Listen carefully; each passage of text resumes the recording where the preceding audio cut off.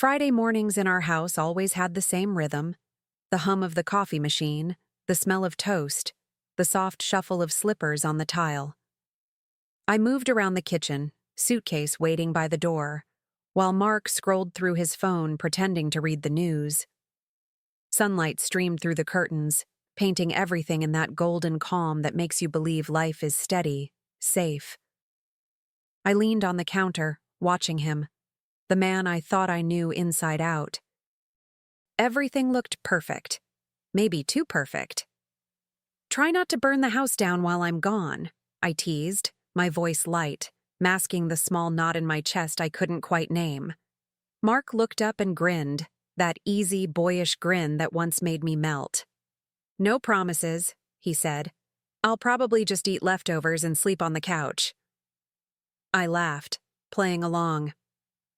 "I'll check the cameras to make sure you're behaving," I said, pretending to sound playful, even though I wasn't really joking. "Go ahead, detective," he replied, still smiling. But something in his tone felt off. Too confident, too polished. It hung in the air longer than it should have. I brushed it off, telling myself I was tired, that I needed to stop reading into things. He kissed my cheek, warm, familiar, and I told myself it felt like love. But as I stepped outside and the door clicked shut behind me, the kiss started to feel scripted, like a scene he'd practiced for someone else. The road stretched ahead, familiar and quiet, but my mind wouldn't stay still. I kept replaying his smile, not the warmth of it, but the precision. Like a performance that had been rehearsed a few too many times. I turned on the radio, hoping to drown out the thoughts, yet every song seemed to echo some version of distrust. Maybe I'd been imagining things. Mark had been attentive lately, maybe even more affectionate. Still, something about that morning refused to let me go. At the red light, I caught my reflection in the rearview mirror.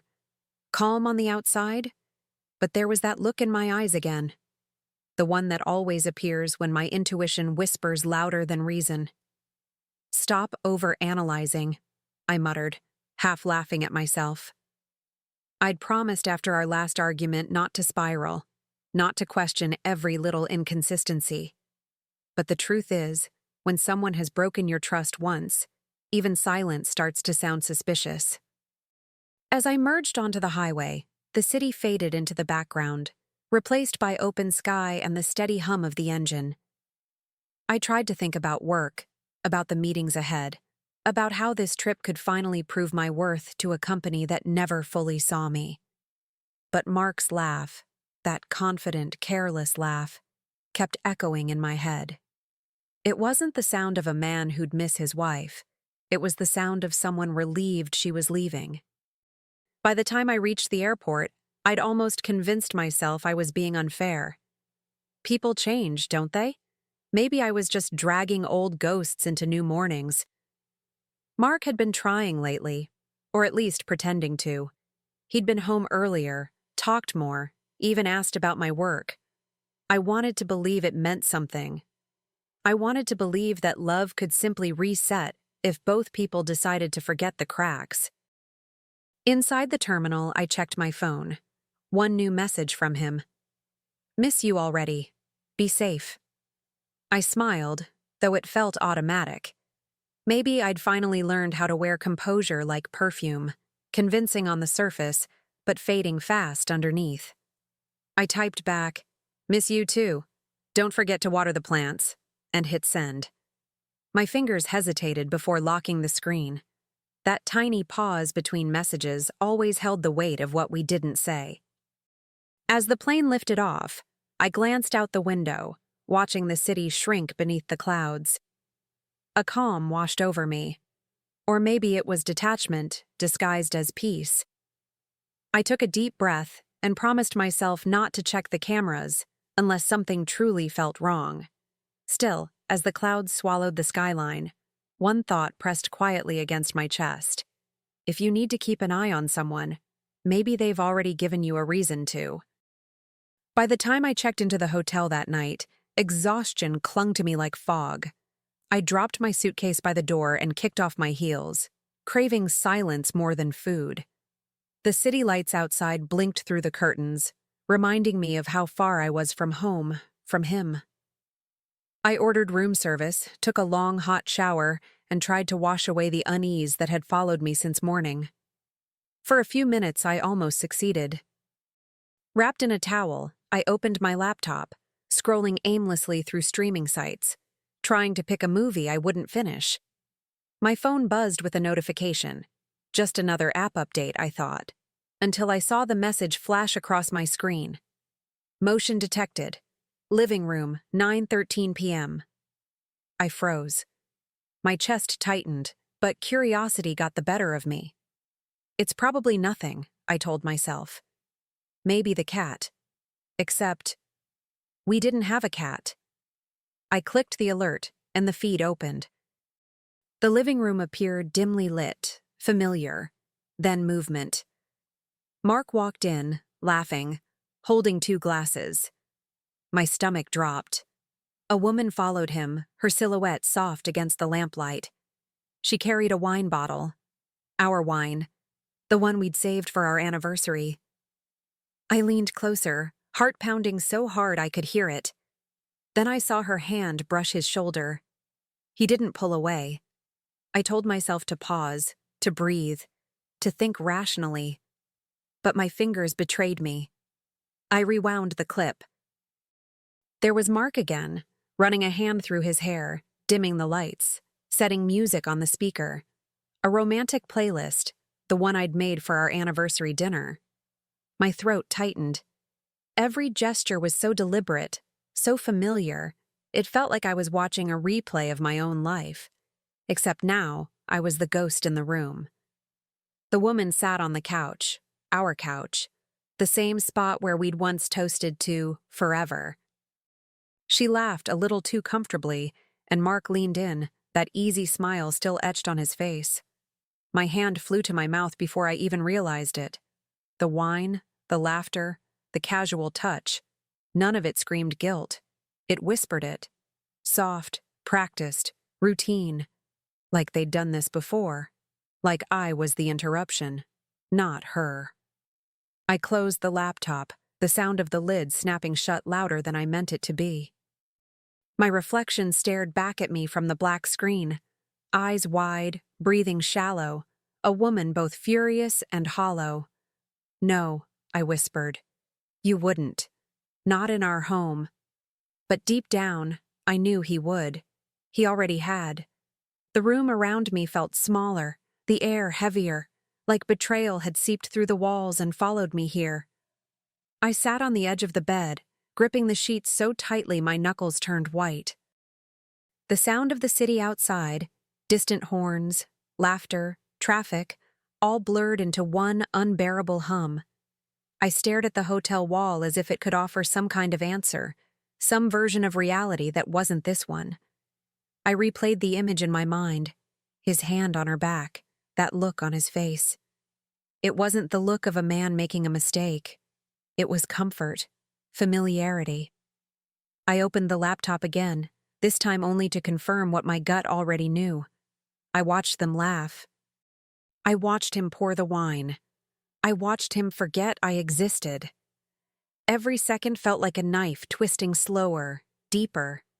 I wanted to scream, to throw something, to erase the footage. But I didn't. I sat still, absorbing every detail like evidence in a trial I hadn't realized I was preparing for. My marriage wasn't breaking. It had already broken. When the video ended, I closed the laptop gently, almost tenderly, as if mourning something delicate. My hands were trembling, but my thoughts weren't chaotic anymore. They were sharp, focused, cold. He had invited her into my space, into the life I built. And while he thought I was miles away, I had just witnessed everything. That night, I didn't cry. I didn't text him. I just stared into the darkness and whispered to myself, he has no idea what's coming. The next morning, sunlight cut through the curtains, cruel in its indifference. My phone buzzed, Mark calling. I stared at the screen, half tempted to ignore it, half curious about the sound of his voice after what I'd seen. I answered, steadying my breath. "Morning, babe. How's the hotel?" he asked. Cheerful. Too cheerful. His voice felt like a bad cover song, the same melody, but hollow, empty, false. "Fine," I said. "Busy day ahead." He kept talking, spinning small lies into harmless sentences. "Yeah, I just stayed in last night. Watched some old action movies." I closed my eyes, picturing him saying it while that woman lay beside him. "Alone?" I asked, barely above a whisper. There was the faintest pause, one heartbeat of silence too long. "Of course. Who else?" he said quickly, light laughter covering the crack. And in that pause, I heard everything I needed to.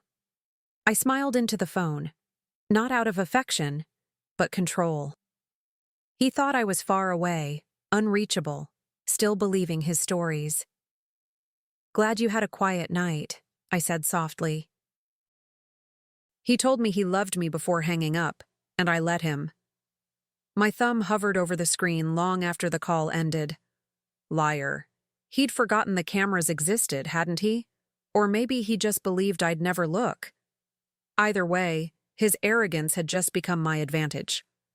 After the call, I sat at the small hotel desk, staring at my laptop like it was some fragile weapon. The camera feed was still open in another tab, silent, waiting, proof of everything I could no longer deny. I pressed play again, not because I wanted to feel the pain, but because I needed to own it. Every click, every timestamp, every careless movement was now a piece of a story he thought he controlled. But he'd forgotten who I was before him, observant, patient, and thorough. I downloaded the clips, one by one, labeling them by time and date. My hands didn't tremble this time. I created a new email, one he'd never trace, and named it Truth. The word felt powerful, almost sacred. I sent the videos to myself, then backed them up on a drive I'd hidden in my suitcase. Each file transferred like a promise, like armor.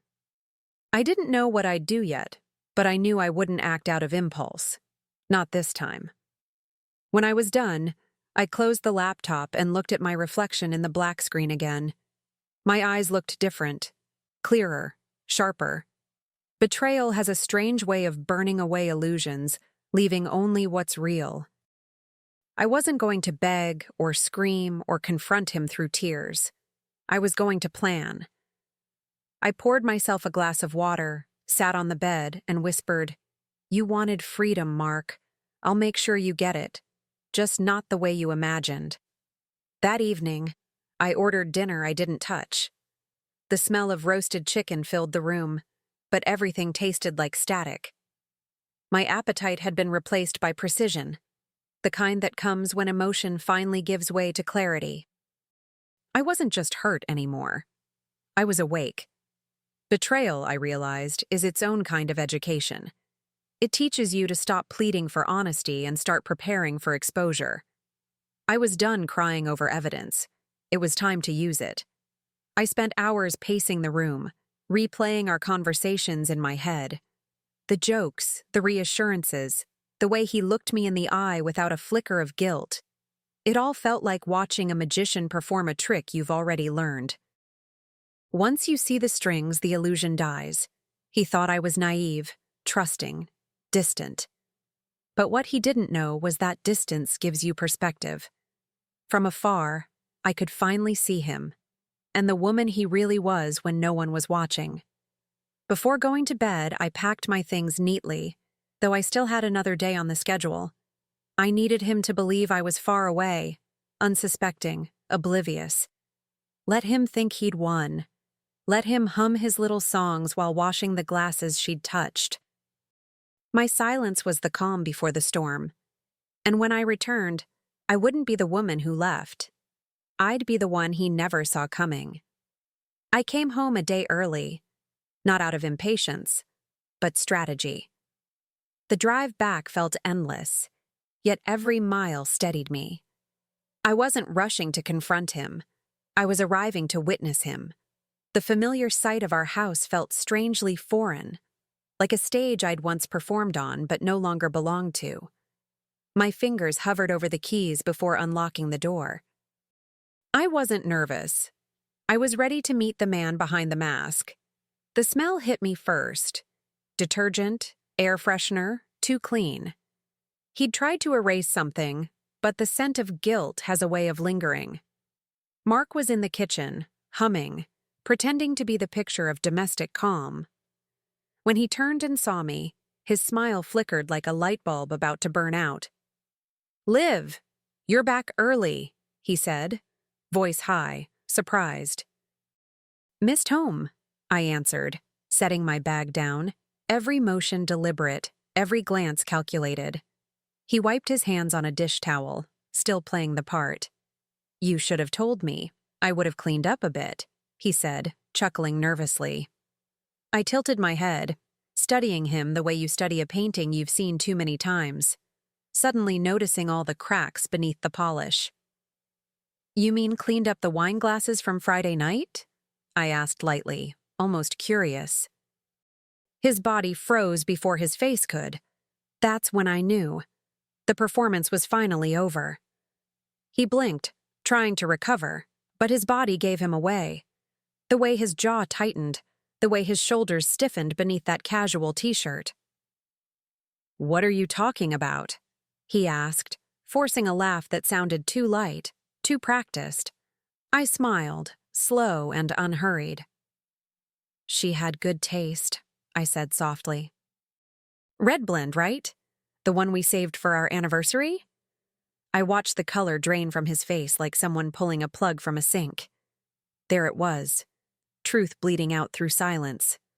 "Olivia, it's not what you think," he started, voice shaky now, hands raised as if honesty were something he could defend himself with. "Don't," I cut in, calm and sharp. "I watched it, Mark, every minute. You in the living room, you in our bed." His mouth opened, but no words came out. He looked small, like a boy caught in a lie he no longer had the imagination to maintain. For a second, I almost pitied him. Almost. He tried to step closer, his voice softening, rehearsing sincerity. "Please, just let me explain." I took one step back, not out of fear, but refusal. "Don't touch me," I said, the words landing like glass between us. "You wanted proof, Mark. You gave me more than enough." The air felt heavy, dense, as if every lie he'd ever told was finally filling the room. I looked at him, not the husband I'd loved, but the man who'd underestimated the woman standing in front of him. He stood there, eyes darting, searching for the right version of the truth to tell, as if one existed. "It didn't mean anything," he muttered finally, the line every guilty man rehearses. I almost laughed. Meaningless. That's what they always call betrayal, as if that word could shrink its damage. I walked past him, tracing my fingers lightly along the counter where the wine had spilled.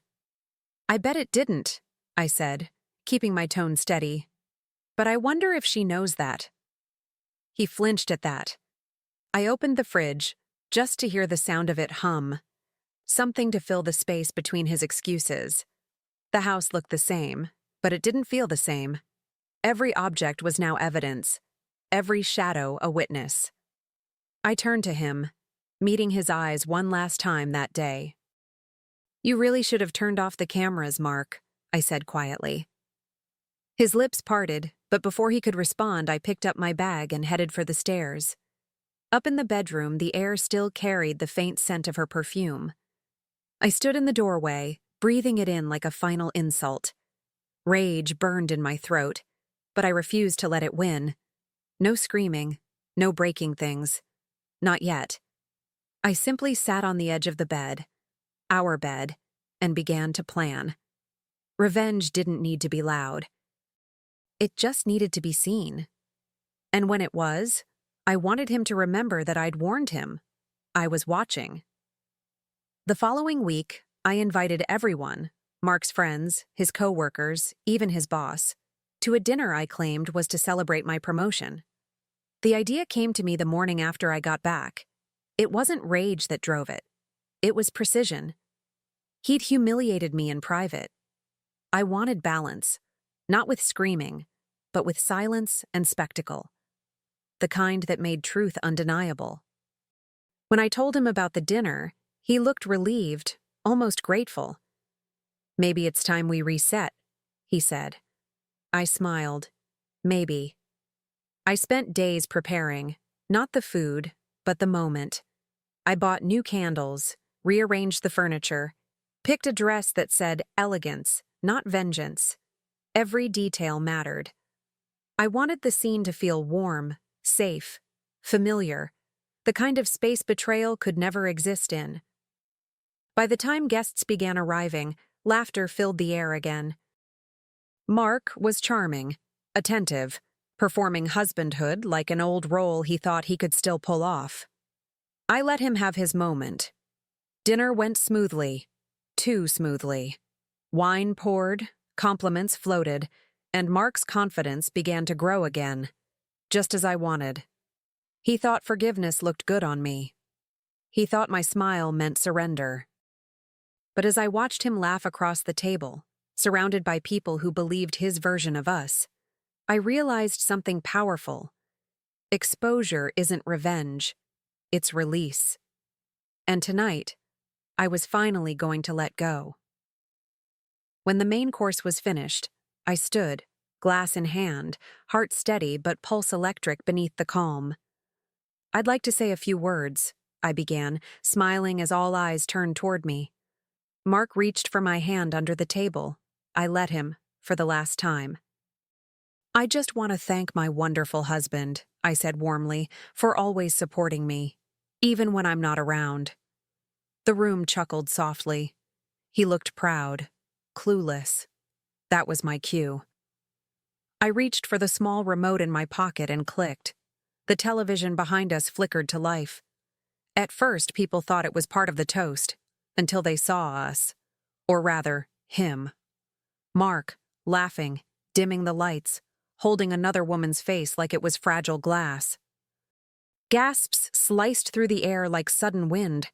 The silence that followed was pure and heavy. He jumped up, eyes wide. "Olivia, stop this!" he shouted, his voice cracking in panic. I didn't flinch. "Why?" I asked, tilting my head slightly. "You loved putting on a show that night." His co-workers stared, speechless, their forks frozen halfway to their mouths. Mark's boss looked down, embarrassed, while his best friend just shook his head. "I just wanted to publicly thank you," I continued, my voice steady, almost gentle, "for reminding me how much better I can do."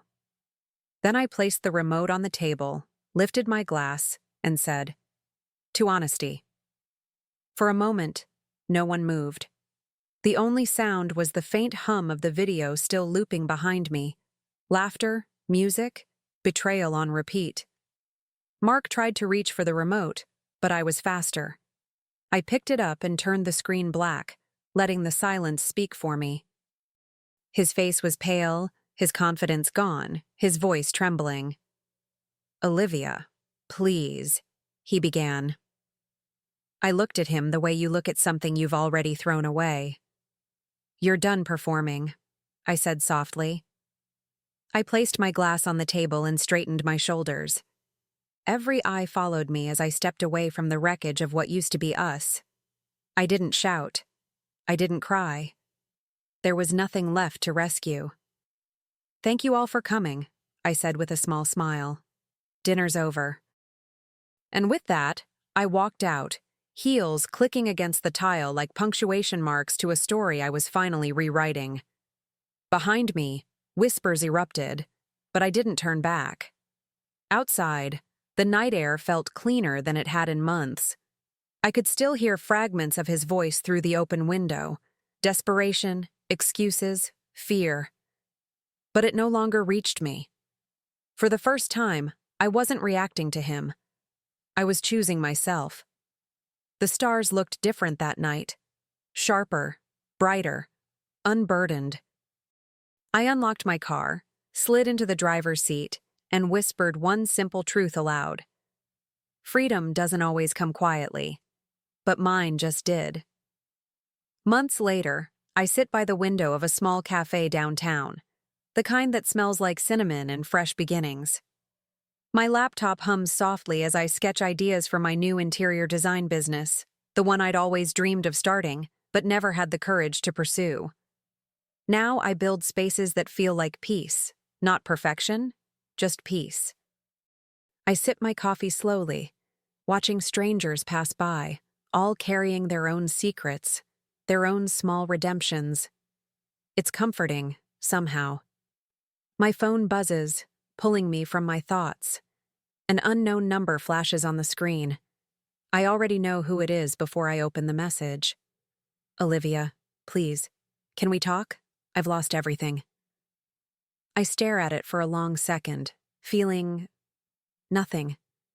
Not anger, not pity, just an unshakable stillness, like a chapter closing by itself. I type back, "You lost me first." Everything else was just the echo. Then I hit send, block the number, and set the phone face down. Outside, the sun drifts lower, turning the world gold. I breathe it in, every fragment of my new life. The quiet, the solitude, the strength that no longer needs an audience. He thought I'd never know. But I saw everything, and that's what set me free. Some people erase evidence to forget.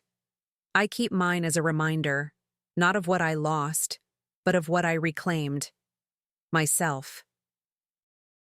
I used to think closure came from apologies, that someone had to hand you peace for it to count. But sitting here, surrounded by soft music and the smell of coffee beans, I've learned the truth. Closure comes when you stop waiting. It's quiet. It doesn't announce itself. It slips in on ordinary days, in small moments, like the first laugh after heartbreak or the morning you wake up and don't check your phone for their name. That's when you know the wound has become a scar, and scars don't hurt anymore. Sometimes I still catch myself glancing at the camera app on my phone, out of habit. But now, it doesn't bring dread. It brings reassurance. Those images, the ones that once tore me apart, have become proof of my awakening. They remind me that betrayal didn't destroy me. It revealed me. I learned that silence can be power, that leaving can be art, and that forgiveness doesn't always mean letting someone back in. Sometimes it means finally locking the door. As I pack up my laptop, the barista calls out, "See you tomorrow, Olivia." I smile. Tomorrow. It's a word that used to scare me, but not anymore. Tomorrow means possibilities, blank spaces, new stories. I step outside, the evening breeze brushing against my skin, light and cool. My heart feels steady, unburdened. I used to live my life waiting for the other shoe to drop. Now I walk barefoot, and the ground feels good beneath me. There are moments when life splits in two, before the truth and after it. I used to mourn the before, wishing I could crawl back into the comfort of not knowing. But now, I see the after as my rebirth. The woman who left for that business trip was patient, trusting, eager to believe in promises. The woman who came back learned that trust is precious only when it's mutual, and mine now belongs solely to me. Every so often someone asks if I'd ever take him back, as if love were a door that could simply swing open again. I just smile. They don't understand that forgiveness doesn't mean return. It means release. Mark is a story I've already finished reading. I've underlined the lessons, closed the book, and placed it on the highest shelf, right where it belongs. I don't hate him anymore. I don't need to. Indifference is the cleanest ending there is. If my life were a film, this would be the final shot. Me, walking down a quiet street at dusk, the world humming softly around me. My voice, steady, honest. Some people erase evidence. I keep mine framed, as a reminder of what I'll never tolerate again. Then I'd turn the corner and disappear into the light. Not broken, not bitter, just free.